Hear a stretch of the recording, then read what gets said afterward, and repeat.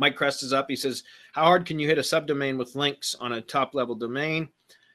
Well, it depends on what you're asking about, Mike. I mean, typically we don't encourage hitting your money site, even on a subdomain, with direct like spam links and such.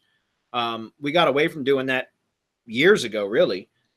Years ago, you used to be able to do like what was called domain authority stacking, and essentially you could just manipulate domain authority and page authority that way, which is a Moz metric. I get it, but it was effective. It was very effective at the time, but we're talking like 2014, 2015 timeframe, so several years ago.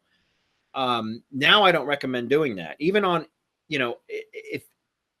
even if you were just setting up a subdomain specifically to point links at it, but it wasn't like, something that you were trying to keep, like the subdomain wasn't your content distribution engine, like you weren't trying to rank the subdomain, I wouldn't do it, because I don't like to put anything real spammy anywhere near the money site now. So, because we don't need to. Again, just what we've been talking about on this webinar alone was like using drive stacks, for example, as the filter, or Amazon S3 pages. It's another great thing to do, because Google domains or Amazon domains can withstand any kind of abuse you send at them. Like absolutely any, like kitchen sink spam. It doesn't matter what you throw at them. They'll take it, and they'll take it like a champ. And please, sir, may I have another? You know what I mean? And so instead of worrying about spamming a subdomain for pushing authority or whatever, which by the way, domain authority stacking and shit doesn't work anymore. I mean, it might with some massive numbers, but it's difficult to do, and it's not something that I would consider sustainable.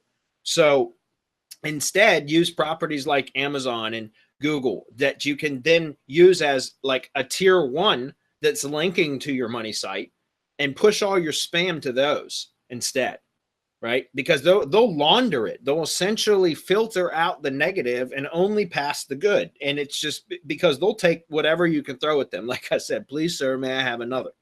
So I wouldn't hit a subdomain on a money site with a bunch of spam. I would, unless you had a filter ahead of it, which in that case you could go direct to the money site.